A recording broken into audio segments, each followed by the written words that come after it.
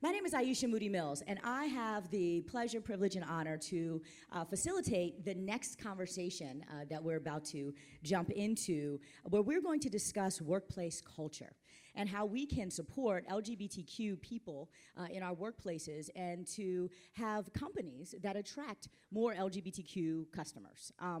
So I want to start off by first just doing a couple of thank yous. You never know who you're going to meet and where you're going to meet them.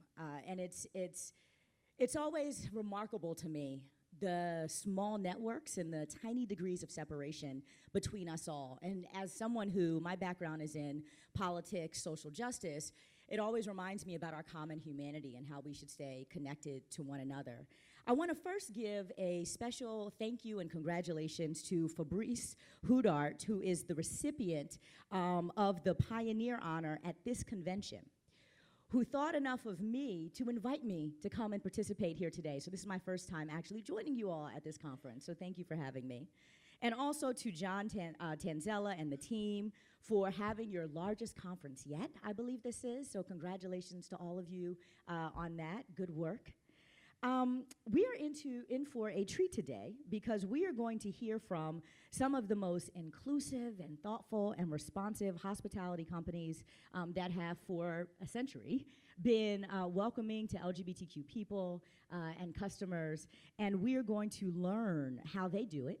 And perhaps walk away with some ideas about how we can continue to foster welcoming and inclusive workplaces that not only exude fun for the people who work there, but exude fun for the people who come and participate in the services that we have to offer. So I'd like to invite up the additional panelists. So we have Amy, who's going to join us for this conversation, who you just met. Also, Perry Cantarutti, who is the Senior Vice President of Alliances for Delta Airlines. Come on in. Have a seat there. So everyone's very extensive and impressive resume is in your materials. So instead of going into all of the details and biographically about the careers of our panelists, I actually want to have start off with a little bit more of a personal conversation. So congratulations actually to you for your recent, Perry, has it been a week or two now? 1 week ago, Perry was married and is now a newlywed. So congratulations to you and to your new husband. And last but certainly not least, we have Willie Montano, who is the Vice President of Marketing at Insight Vacations and Luxury Gold. Thank you so much for being here. Welcome. And we were actually just chatting about his 14-year-old son. Yes. Any of you parents here? Parents. Not so many. Parents. I always like to shout out the diversity in the room, and parents is absolutely a group. We were just having a conversation about his son in the teenage years.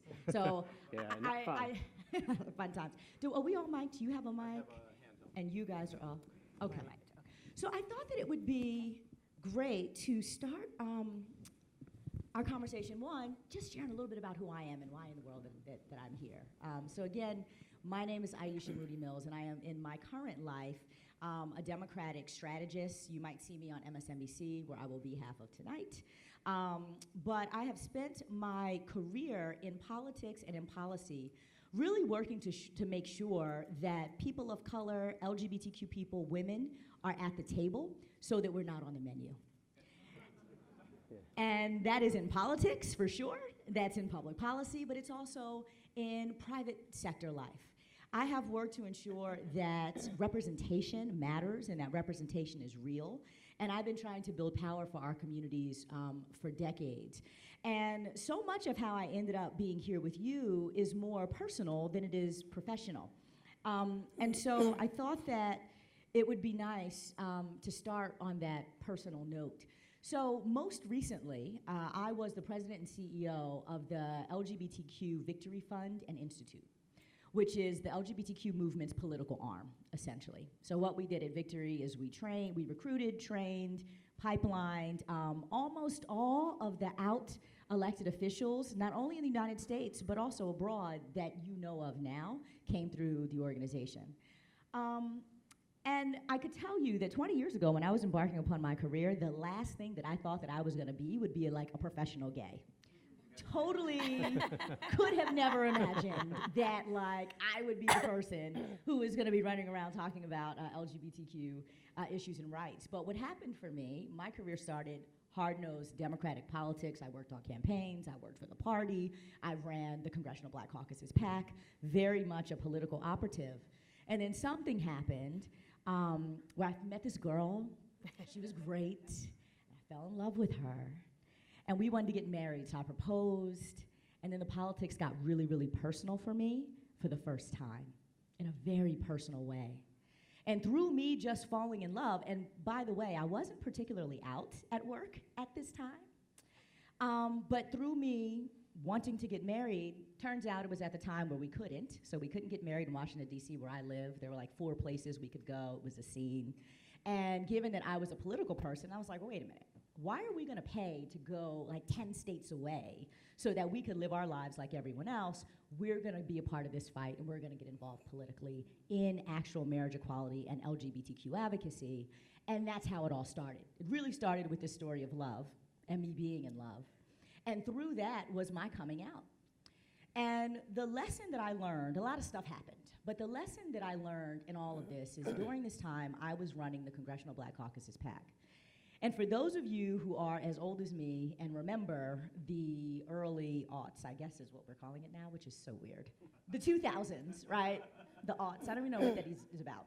But you remember 2000, 2001, 2002, 2003, 2004 weren't the best times for LGBT people. And at that time, I think I was closeted because I wasn't sure what would happen in the workplace if I was an out Black woman. I made these assumptions about how I'd be received.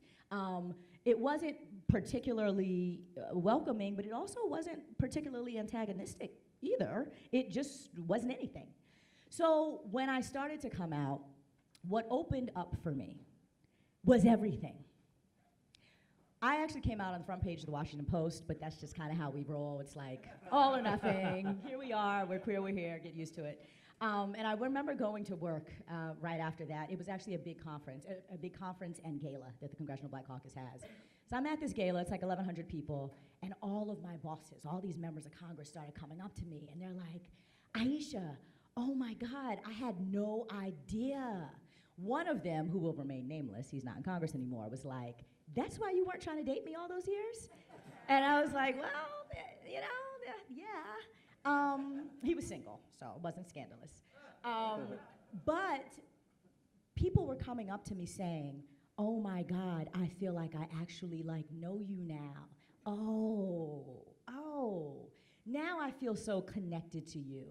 And what I realized that I had spent about 3 or 4 years literally stifling my professional growth and my ability to build authentic relationships in the workplace that probably would have propelled my professional career further faster had I just been authentic in a way that people had an opportunity to know and love me in my full self.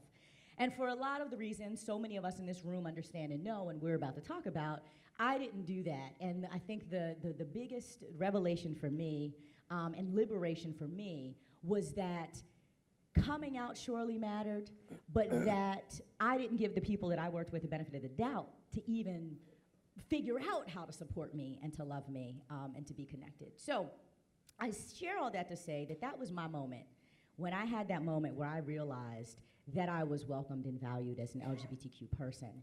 And then I gave other people permission to kind of explore how to nurture an environment that made sure that I felt safe and included. And so I thought that it would be fun by turning to our panel.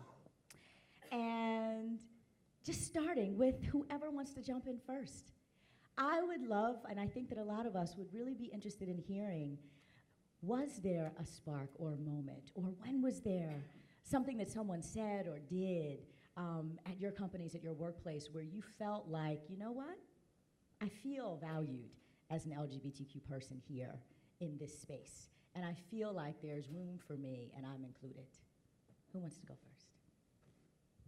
They've heard from me a lot, so maybe one of the Ladies gentlemen. first. No, thank you. I was going to pass it to one of you. Is this Well, I didn't come out on the front page of the Washington Post. And I would say, actually, my own experience working in the airline business was probably a little bit more of an evolution.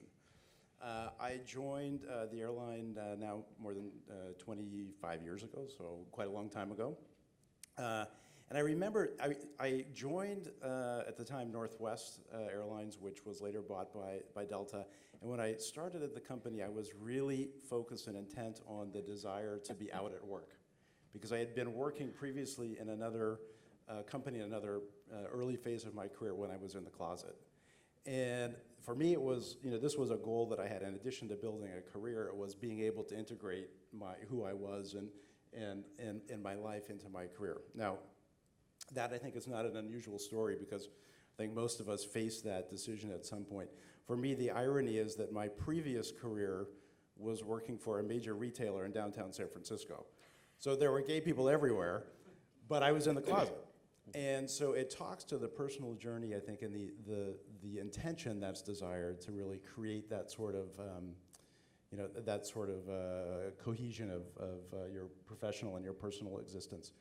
And I remember when I started working at Northwest, and actually for me, the moment where I really probably became more out, if you will, and more vocal as a gay person was this was back in the mid-90s. It was a don't ask, don't tell era, if you remember that. And at that time, gay people had no medical benefits, no flight benefits, which obviously are a big part of why people work at airlines. And myself and some of my friends and colleagues started a conversation with the company about how to create awareness and to be able to get those benefits for our partners. And of course, at the time, we didn't have marriage. And really with that cause in mind, it sort of set me on this trajectory to be out in public. And I was lucky because along the way, I met people who I worked for that were, for whom it was a non-issue, who recognized me for my work, and and that sort of started my journey, I would say. Thank you. Well, my story is quite different. I feel very privileged working for the Travel Corporation. The company has been very progressive and welcoming of different cultures. I'm Colombian, that's why you hear this accent. But they also, more than 50% of upper management are women, minorities, and LGBTQ people. So I'm extremely proud to be part of the organization. Every day seems like a realization that I'm in the right place. I constantly look at 3 areas of my work life: my career, community, and the cause. And when you work for a company, you always have to look in those 3 areas and stay vigilant. You have to constantly watch that you're going in the right direction, and if not, you have to stand up for it. And you have to help your close groups. You have to help management to make sure they stay on track. So that has been my story, again, with the Travel Corporation. It's a very good company, yeah. Sure. So I think Clark mentioned it in my intro that I've really been lucky. I'm in marketing, and sometimes that is a more accepting industry or function. So I've been lucky to be out for a long time, and now I work for Hilton, which is very, very inclusive and has a great track record there. And John actually has pioneered a lot of that at Hilton, which is amazing. So that's all very lucky. But what I think in terms of being valued at work, I think it's about authentically telling your story and being yourself. And obviously having the ability to do that is available in some places and not in others. But I think what hit me recently in the last year or so, and John and I have been talking a lot about this, is telling your story and being your authentic self has an impact on people beyond what you even think. And the reason I say that is because I just, I don't talk much about myself because it's all, there's a lot to do, and I'm busy, and I'm working, and I'm doing my thing. But when I share stories, the feedback I get from particularly our younger colleagues, and some of them are gay, but a lot of them are not, is that they really relate to leaders who are authentic, who are showing up at work as their whole self, and it makes an impact on them. They see themselves being able to be that person too. and they see somebody who's in a more senior role and they think, I don't have to change who I am, I don't have to be all buttoned up and, and not be my truest self, because I'm seeing other leaders who are living that way, and that to me made me start to do more of those things. So that was a really, I have something to contribute that I never even thought about. Yeah. It's one thing to kind of be your authentic self, it's another thing to carry the emotional labor of being the one who, like you said, you kind of connected that advocacy piece and have a personal responsibility around it. I think you said the cause, right? The cause. We're going to talk about the specificity of what it looks like inside of your companies. But I wonder for you personally, can you share with folks a little bit about your journey of being the standard bearer, that even though your job may not be to run the LGBTQ resource group or whatever it might be that is super specific, but that you still have some kind of personal responsibility, like you were just talking about, that, you know what, I'm gonna figure this out. I'm gonna try to move us a little bit forward. Can you share, anyone, or just share a little bit for those of us who may understand and empathize, or those of us who may not, what that's like to carry that, as a Black person who also is a woman who also is a lesbian. There's like the trifecta going on of holding, that I have, of holding all of that emotional labor, but there's a real obligation I feel, and I wonder if you all feel a kind of sense of responsibility and how you navigate that at work. Yeah, I have something that came to mind as you were talking, Aisha. When I was looking to move back to the US from having been out in London, I was trying to work through the immigration piece with my then wife, but it was a civil union in the UK at the time. It wasn't marriage yet. So that's not recognized for immigration purposes to the US. So that was a real interesting moment where I became an advocate and an educator of my company and my friends and colleagues about the troubles we faced trying to move back. It was, you're suddenly bumping up against international laws and and regulations, and people have no idea that this is the day-to-day life of what some people face. And we were lucky enough to be dealing with the US and the UK, which were far along the journey. A lot of other countries are not. And actually, we became part of a community I think it was called Stonewall. I don't quite remember the full name of it, but an international organization that helps people who are trying to figure the immigration piece out, gay and lesbian and LGBTQ plus people. And their stories broke my heart because their stories were much harder than ours. We had means and education, and a lot of these people were both, these couples were both outside of their homes, home countries, trying to get to a country that would take them, where they could live together. And suddenly I had all these stories to tell, and I think I just all of a sudden felt like I had to be this person who was raising the consciousness of a lot more people than I thought. And it was a burden I felt I had to bear, but I didn't quite know how to do it either. So it's a tricky situation to find yourself in, for sure. We made it back in the end, as you can tell. And, Anybody else? yeah, Aisha, if I can add, it is a huge responsibility to come into work every day with conviction to say that everything is possible. But when you say it and you've gone through it, it's very powerful. And your team, whether they are part of the LGBT group or whether they're a minority or if they're not, if they understand your life story, if you share your story with them, if you're truthful, then they know that things are possible. And I think we all share that. So it's quite amazing. So I love that you asked that question. It's a nice way of connecting. Possibility. I love Amy's term about authentic leadership because I think in today's world, colleagues and employees really do look for authenticity.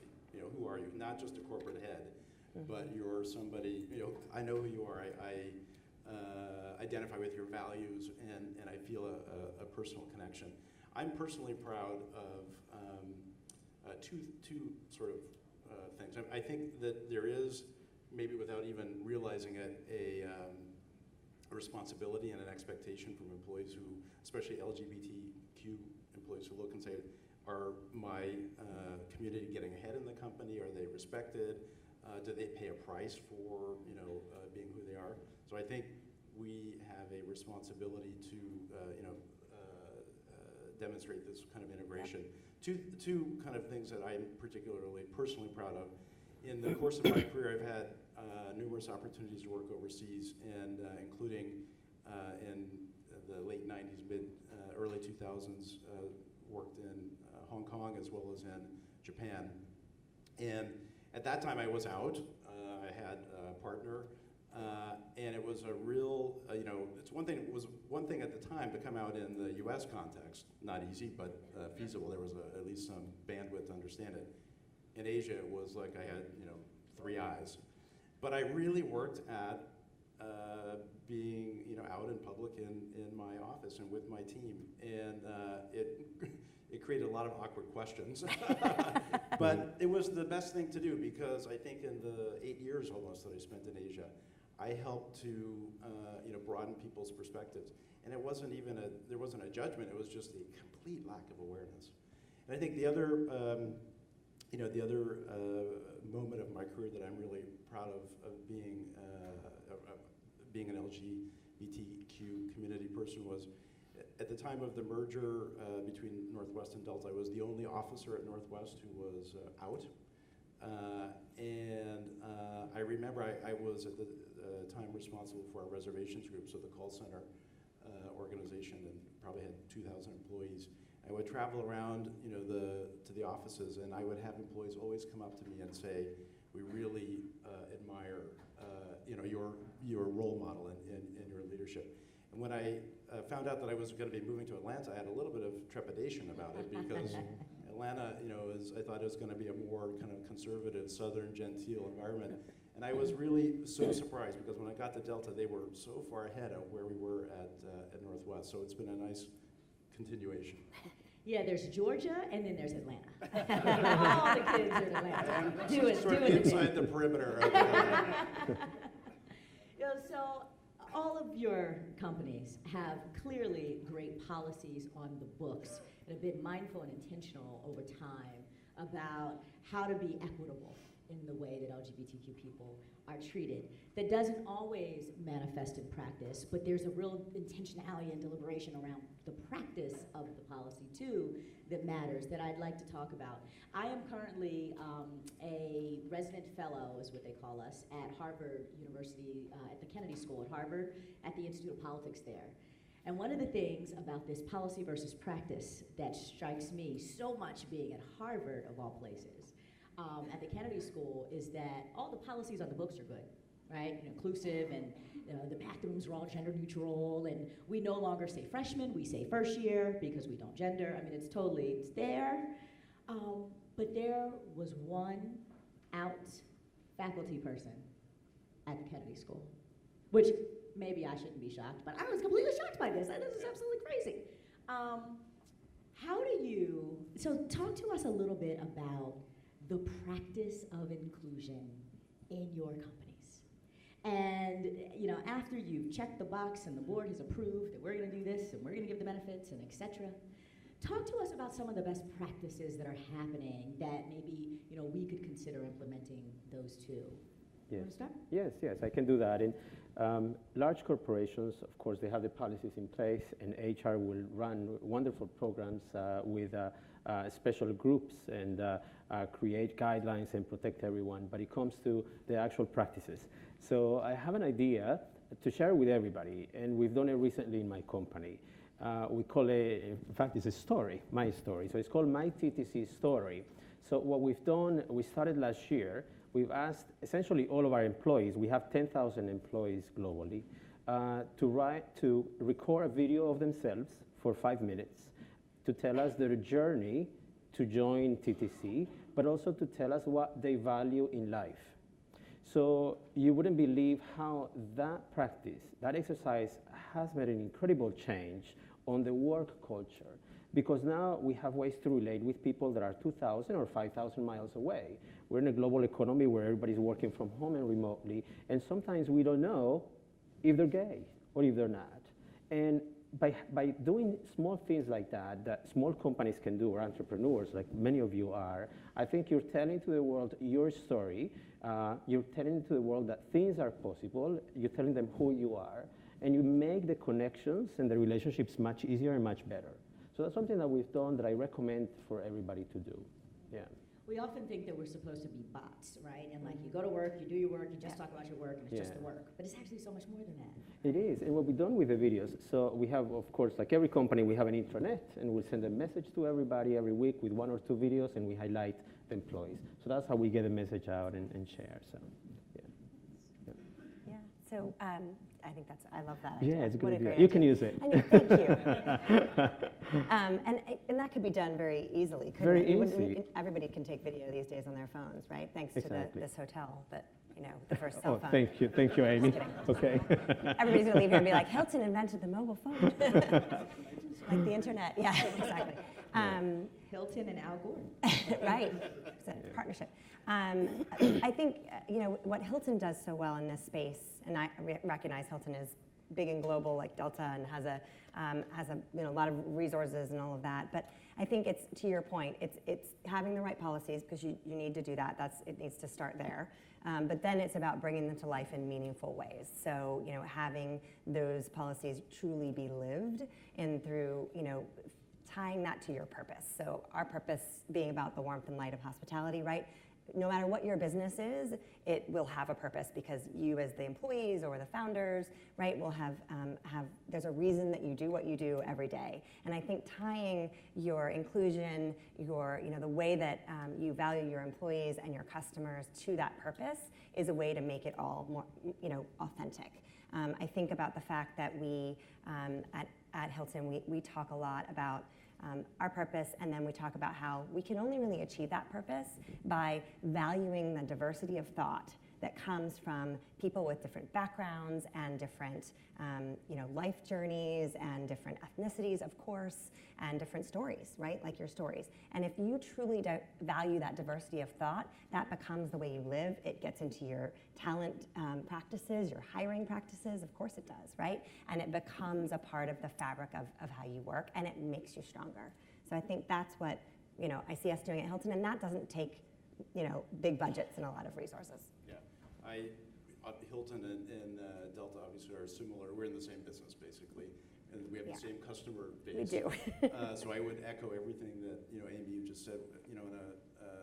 During the summer months, on a busy day, we'll board 650,000 people a day on Delta. So you can imagine, and across the world.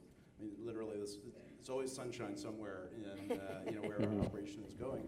So you can imagine that we encounter customers of every sort of value and background. The one thing I would add to the comments that were shared previously is, I think it's also really important to think about diversity and inclusion not as a destination, but as a path. And when I think about when I joined again the airline in 1992, my goal was let's get domestic partnership benefits.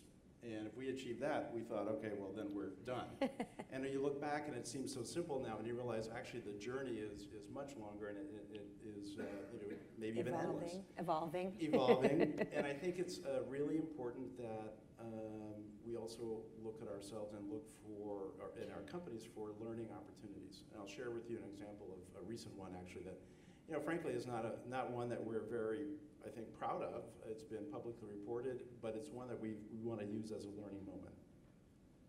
We had a flight probably last year, I want to say, medical emergency on the flight. Flight attendants went into action, and they're very good at providing assistance.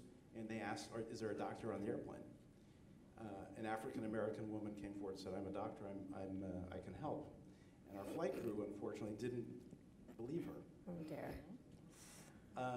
And we've got a customer there, and obviously there's a critical need. There's not much you can do with 35,000 feet up. Story went on. You may have read about it. So, but in the end, it was a real problem for us. It was a failing on our part, and of course we apologized to the doctor. But as a result of that, we looked at ourselves and said, even though we think we're very eyes wide open and very inclusive, this is a moment where we have to look at our own internal biases, and we got to challenge ourselves and our community of employees to do the same thing. So as a result of that, we've started actually a monthly program where each month we bring forward a topic on diversity and inclusion. We have a senior leader that leads a discussion. We beam it out through, thank goodness we do have internet channels. We beam that discussion out worldwide to our employees so they can use it as an opportunity to learn as well. So I think, understanding that we're never done and we can always be better is a really important and honestly a pretty humbling realization. Mm-hmm. Yeah, thank you so much, Perry, for sharing that story. I remember it. I saw that happen. And what you're saying kind of touches on this idea too, for me, of intersectionality, where my lived experience is, I'll say this. Audre Lorde, who I like to quote a lot, says, "We can't be single issue people because we don't live single issue lives." And what often happens, and like what happened to that incident, is that you think, oh, black person, it means a certain thing to be black. There's some constraints around what that is. Similarly, when we think LGBTQ, it's like, oh, pride, yay, right? Or something called Stonewall, all right? That's always what we kind of think of when we think LGBTQ. And I wonder how else, because I came to know at Victory Institute, especially because we have some wonderful sponsors, corporate sponsors there, that the employee resource groups tend to be the most active and then often the public-facing ambassadors for the company around certain constituent groups. That tends to, for our community, turn into the pride thing. So it's like, oh yay, it's Pride, we're gonna sponsor all this stuff in June, or the big gay galas or whatever it might be. I wonder how we're getting beyond that so that LGBTQ people who might be the technologists, right, might be the marketing gurus, might be something else in a company, also feel like there's a pathway for them to be authentic, that they can connect, and it not just have to be about the rainbow flag time that we get to wave, but that we can be LGBTQ and there's a range of that. How does that manifest for your companies, where it's a little deeper than simply, we check the rainbow box, we check the black box, and that's just that? Well, we have a business resource group, we call them. We have 10 of them at Delta, and they, in total, probably have 18,000 employee participants. And Equal is the name of our LGBTQ business resource group. And actually, Ashton, who I'm looking at here in the room, is the president of that group. And it is more than just pride. Of course, it's, that's fun and it's very public. But I think what has happened with our employee group here is that it's become a really valuable conduit of communication between the company and the employees. And a great example recently is, we introduced new uniforms about a year ago. And at the time that we did that, it also was an opportunity for us to have a discussion about giving transgender employees the opportunity to choose which uniform they wanted to wear. And it was something that we hadn't thought about before, right? I mean, again, this is about the path, not the destination, that we're I think, always having to look at what the state of the needs are. And we wouldn't have been able to, I think, navigate that conversation and end up with such a satisfying resolution, because now employees do have the choice of which uniform to wear, if we hadn't had the participation and the engagement of our employees in that discussion. Yeah, that's such a great example. We have something similar. We call them TMRGs, team member resource groups. A similar setup, I think a lot of the leading companies do, which is fantastic. But I think companies probably started those thinking it's for the employees, but now they've realized actually it's feeding such fantastic intel back to the companies. We have obviously a lot of team members out on the front lines in the hotels, making this convention run, for instance. And for a long time we had standards for them, like you couldn't have tattoos or certain piercings or lots of things like that. And we, through our channels, we learned that is not going to work anymore, right? We're going to have empty hotels. So we had to rethink our policies there. So I think it's about a two-way conversation, and that is what people want. They want an authentic dialogue, and they want to see the companies. I think that the thing I would add to that, and I'm sure Delta's doing this too, they want to see the companies acting as leaders. Mm-hmm. They want those signals. So you have to sign on to be a partner of a group like this, right? That's so important in our space, in our industry, and other important advocacy groups like HRC, and being a signatory of some of the UN resolutions and things like that Hilton and I'm sure Delta have done and other companies have done. And that's really important to people as well, because then they see that as something that even if they're not part of the resource group, or they understand they're in a place where they matter. Yep, and your customers see that, right? And the customers see that. Willie, you do a ton of marketing work, and this piece about what's happening on the inside, the customers are also, especially here we are in hospitality, right? Like this is our industry, are seeing that as some kind of signal of whether we should do business with you or come in and stay at your place or travel through your airline, etc.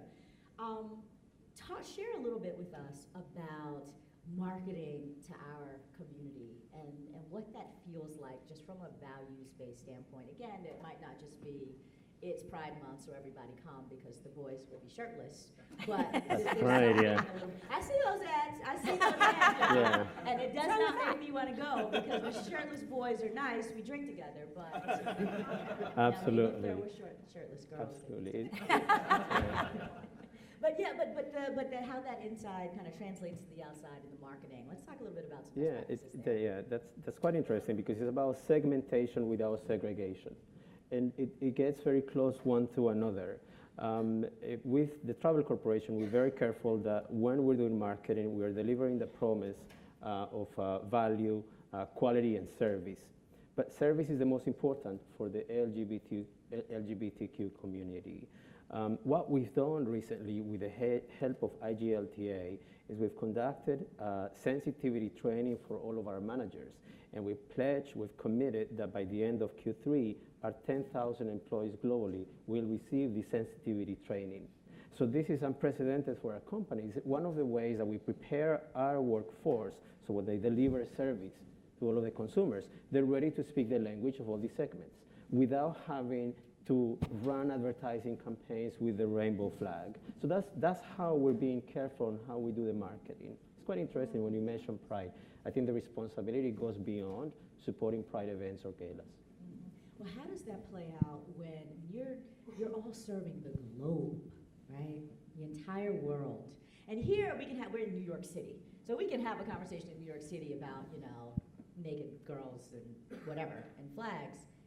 But some of the countries that you're working in, you cannot necessarily be as overt, perhaps, in the way that you try to be open and inclusive to LGBTQ folks who are traveling, but have to navigate the culturalism. So how is that playing out for you all? How are you navigating, just kind of various levels of acceptance around the world? Because I would imagine that your team members, employees that are based in cultures that perhaps don't speak the sensitivity training language, etc. That's a long way to go. So I'm curious how that plays out across cultures in a global work like this.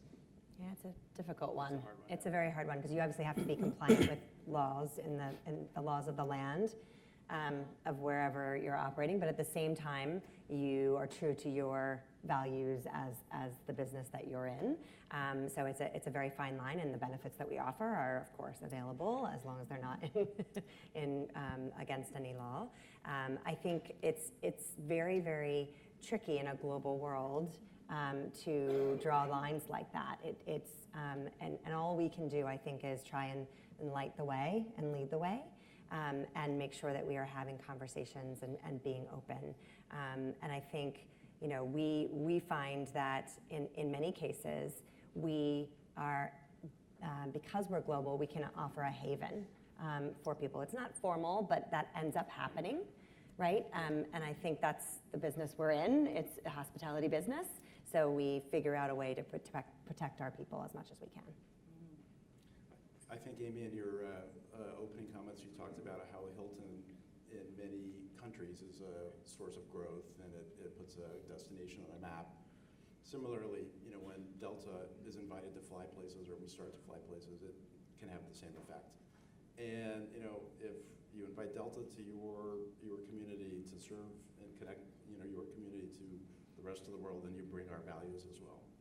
And I totally agree that we become a haven for employees and customers who say, you know what, I want to travel with and I want to transact with a company that has those kinds of values that may be more progressive than what I see in my local offering.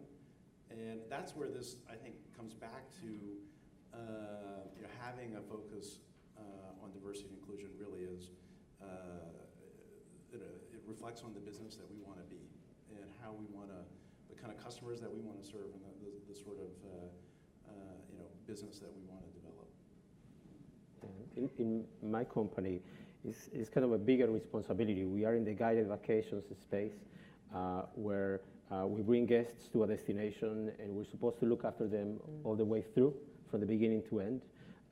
So training is really one of the most important elements is for the travel directors to make sure that they are bringing a very safe and enjoyable experience for the LGBTQ groups, for example, regardless of what destination they're in. So I agree with Amy, with Perry, there's still a lot of work to be done, but we have to do our part in our business, to protect travelers and to show them the best time they can in a safe time. Yeah. So I'm curious, because I'm a political girl, and in hospitality generally, right?